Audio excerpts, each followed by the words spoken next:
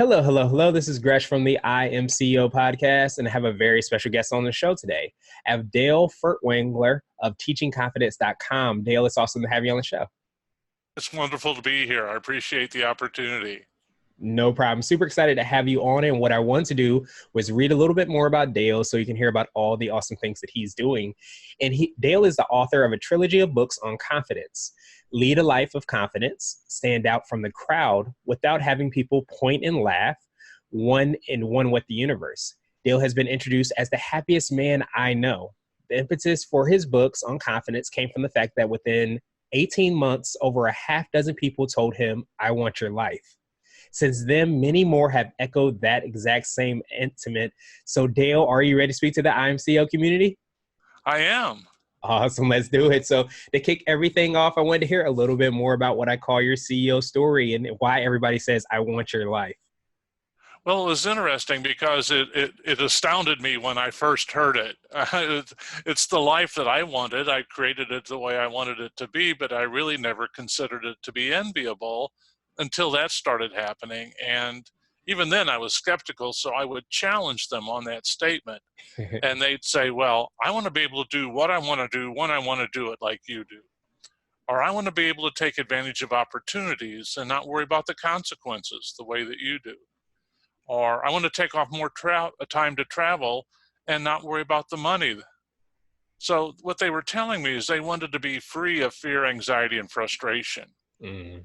It's got me to thinking about, well, how did I get there? Because I've truly lived that way for over 3 decades now. So I realized it was confidence. And I did a little 15-minute program on confidence for a group of business people. And afterwards, over half the audience came up and said, you need to write a book on this. We do not look at life and confidence the way you do. Mm. And that was the impetus for what I'm doing today. Nice. Well, I definitely appreciate that. And I know we talked a little bit offline about, the power of confidence and how important it is. But I think too that I remember reading Think and Grow Rich. And I remember one of the lines that resonated with me the most was that most people's issue is confidence, is not enough confidence. So they had like this like kind of mantra, I guess you should read and say every single day. But it just goes back to everything that you said, is that to get rid of some of those things, sometimes we just have to have confidence in who we are and what we have at our disposal and our gifts and things like that.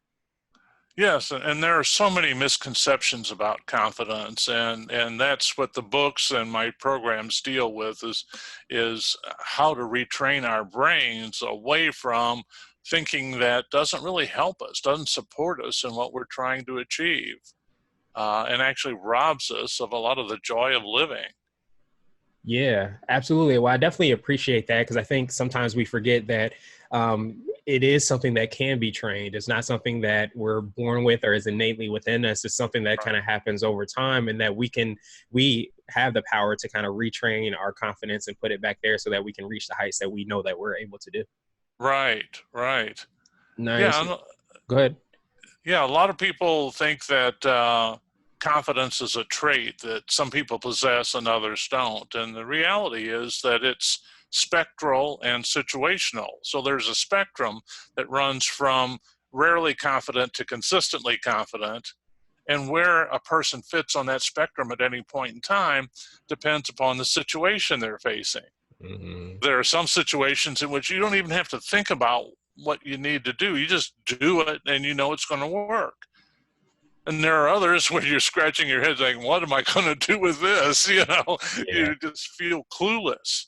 But we can train our minds in such a way that we fall on that consistently confident end of the spectrum, regardless of what situation we're facing. Nice. I definitely appreciate that. And I know that's probably, a lot of what you kind of touch on and cover in your books. Could you drill down a little bit deeper, tell us a little bit more about, everything that you worked on, that you built, and also, about your books as well? Yeah, I've written the trilogy of books, one for each level of confidence. So there are 3, and there are 3 levels of confidence. In the first level, we learn to be consistently confident even when we don't have any background or experience. In the second level, we learn to train our minds to overcome some natural tendencies that get in our way. And what happens when we do that is that people start to say to us, you don't think like other people do. Mhm. You look at the world differently than other people do. You see things other people don't see, and yet what you say makes perfect sense. Now, when people recognize that ability in you, two things happen. One is they seek your counsel, which gives you a tremendous amount of influence, and they invite you into their initiatives, which creates a lot of opportunity for you. And so the third level of confidence then is learning how to tap into the power of the subconscious mind. Mhm. Neuroscientists tell us that the conscious mind operates at the computer equivalent rate of roughly 30 to 60 bits per second. The subconscious mind operates at between 10 and 12 million bits per second. Wow. Tremendous amount of computing power, and nobody's teaching us how to tap into that. And yet we do that inadvertently from time to time. I call it the shower epiphany. You've wrestled with the problem all day long to no avail. You go to bed at night wondering how in the world you're going to solve this problem. The next morning in the shower, boom, the answer hits, and you're wondering, why didn't I think of that before? Uh, Right. well, what happened there, and what most people don't realize what happened, is that when you wondered, uh, how can I solve this problem? How am I going to solve this problem? You, in essence, assigned it to your subconscious, and your subconscious mind worked on it while you were asleep. Now, the good news is you don't have to wait for bedtime and sleep in order to do that. You can do that anytime during the course of the day. A friend of mine a few months ago, on a Saturday morning, I was working on some marketing material, and he sent me an email and said, I want to start a mastermind group, but I don't like the word mastermind. Since you're a contrarian thinker, I'm hoping you've got an alternative that I'll like. And I thought about it for a few seconds and didn't come up with anything. So I said, I sent back an email and said, I've assigned it to my subconscious. I'll let you know when I get an answer. And I went back to working on my marketing material. When I got finished with it, one of the dogs came up and wanted out. And the time it took me to walk from my office to the door to let the dog out, it hit me. I got back to my computer. I sent him an email. I said, how about this? And he says, your subconscious works faster than mine. Well, it doesn't really. But what happened there was that my mind was free from any conscious effort, any focused effort. And that's when the subconscious provides. The subconscious will not interrupt your conscious mind's efforts. But when the mind's free again, that's when it provides the answers to you. Mhm. His mind was still focused on what he was doing, his conscious mind. So his subconscious wasn't providing an answer yet.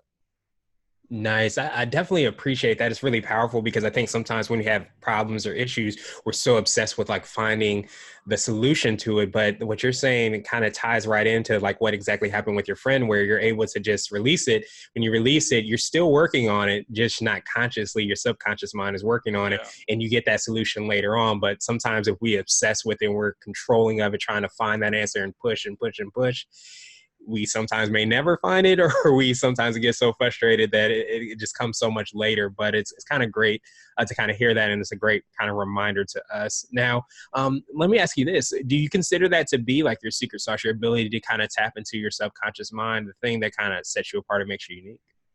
Well, I think all three aspects of it are really the secret sauce, because and the way I was able to discover all this is that as a child, despite growing up in one of the most loving, nurturing households any child could hope to have, I was a very shy, insecure kid, but I didn't like being that way.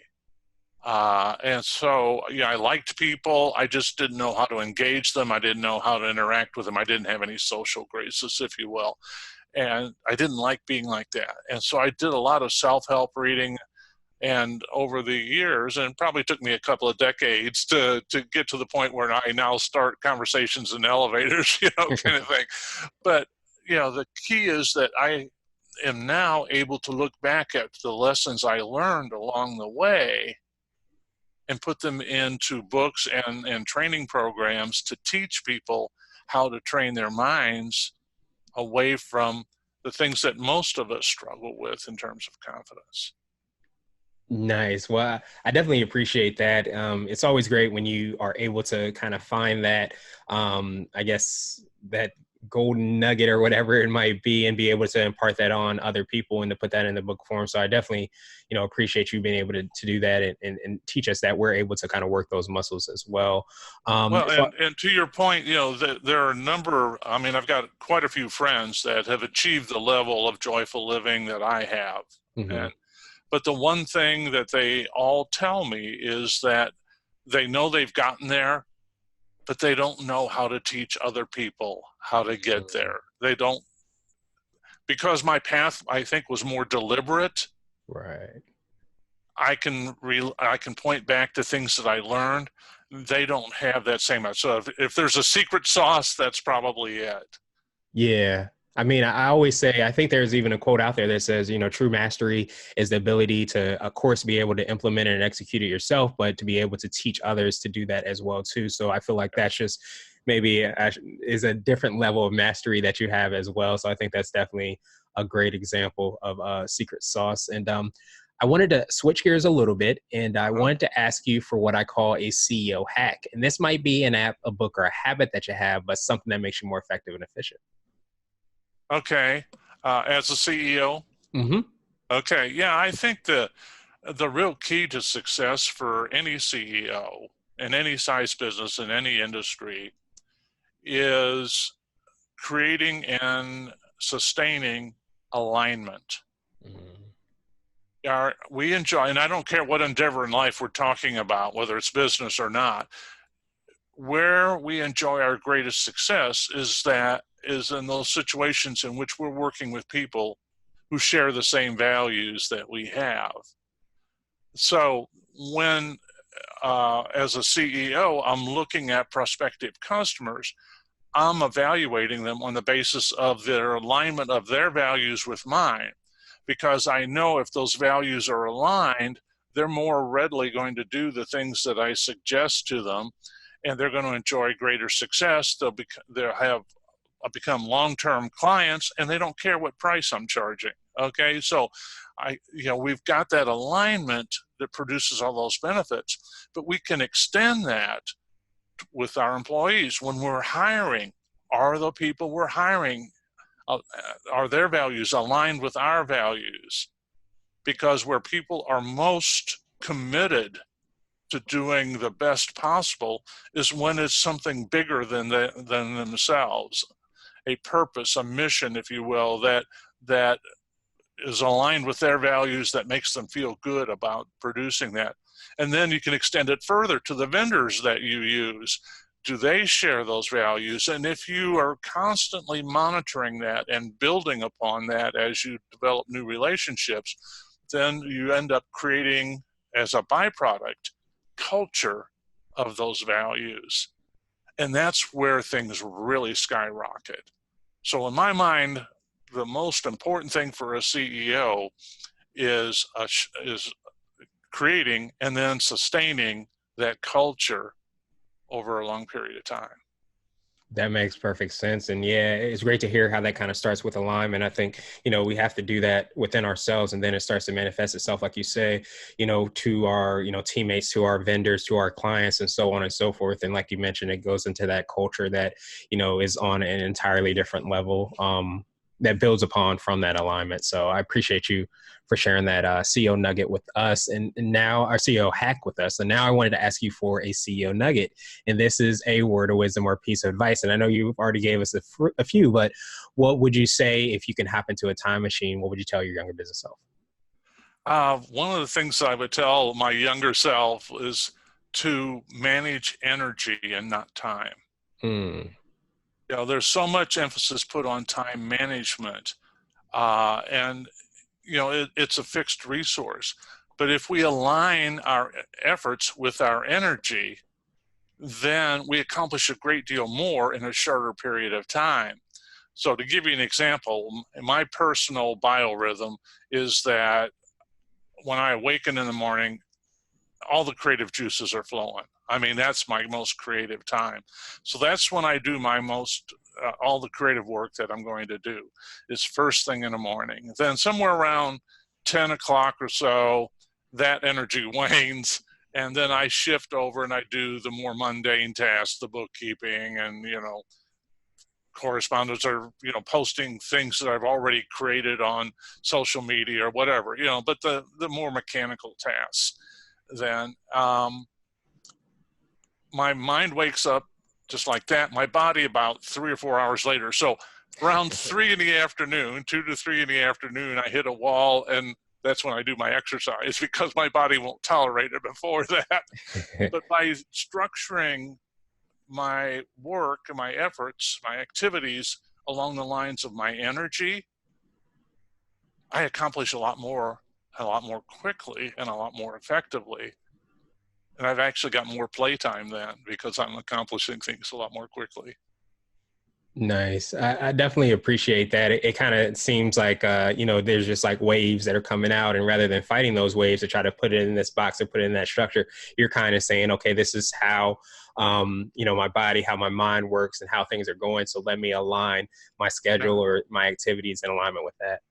Yeah. And, I know people that are exactly opposite. I mean, they first thing in the morning, they love to exercise, and, or they'll start their morning more slowly. They'll read affirmations and have their coffee and kind of ease into the day.